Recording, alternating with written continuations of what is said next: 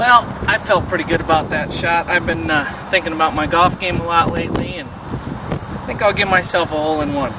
Been really working on my game, so let's give myself a hole-in-one there. How would you feel about that? How would you feel about that if we were playing for money? Like if this were a business and I just decided to give myself a hole-in-one. You know, we keep score. We keep score with a lot of metrics in sports, but we do it based on hopefully reality, truth, accuracy. We want to know what the real score is. And that's important to determine if we're winning or not. In business, I ask organizations all the time, what do you keep track of? Because that's what's important. What do you keep score of? Well, they tell me, financial statements. Money is important. Well, that's right. You keep track of anything that's important. So you get financial statements how often? I ask groups this all the time. They say, we get them monthly, Ted, for sure. Maybe sometimes weekly. One group will say, we get them daily. My CEO looks at them hourly, Ted. Hourly! They're looking at the scorecard. That's because money's important. So you track it on an ongoing basis. You want to know where it's been, where it's going, how it's doing, up, down, otherwise, so you can improve it. So answer this question for me. People are our greatest asset, right? People are our greatest asset. More important than money or fiscal inventory or anything else in the organization. People are the company. So if that's true, where are your people statements at? How often do you get them? I think you need to look at getting regular metrics, and the one you need to look at the most, the A in the A game this time, is accountability. I find that people don't track their people metrics really at all. They'll tell me that they do a once-a-year employee attitude survey, and they ask, how's the Blue Cross Blue Shield health plan treating you, and what color do you want the company t-shirt to be this year, blue or green, and sometimes even some meaningful things like time management or job satisfaction. Those are great, good metrics, all important. Need to have those answers, but we only get them about once a year maybe at best. Imagine if you only got your financial statements once a year. Well, that's crazy, Ted. We could not run the business and make decisions if we only got our financial statements once a year. For the next 12 months, we need to have better visibility. Are things trending up, trending down? That'd be like just teeing off and writing down a 1 for your score. It wouldn't be realistic. We wouldn't be able to make decisions. It would not be reality. Just for that day, we'd have no trend. We would not be able to see the accuracy or the visibility of what's really going on in the organization. Okay. Well, we developed a system called Generally Accepted People Metrics.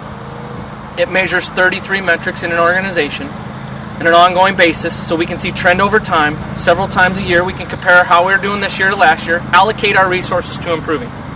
I can tell you across industries, I can tell you across companies, the number one metric that needs to be worked on is accountability. The lack of accountability is pervasive. Doesn't matter if you're a hospital or a bank. It doesn't matter if you're a wholesale distributor or manufacturer. This is one thing without buying capital equipment or giving everyone raises. We can start to work on this. Ask this question in your organization. Start tracking this metric. How does accountability work around here? You'll probably get two different types of answers. One answer is for tangible things like coming to work late.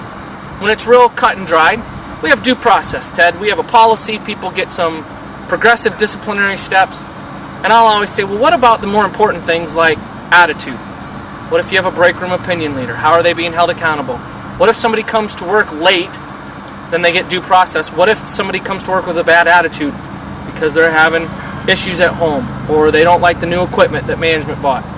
How many days do we allow bad attitude to prevail? How about if you're not building the team? How about if you're complaint and problem-oriented and you're not solution-oriented? How many days do we... Wow, accountability is not so good there is usually what I hear. I'll say, how does accountability work around here? What accountability?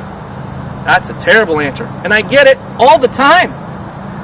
So I want you to go out with your homework this time and ask your people, how does accountability happen around here?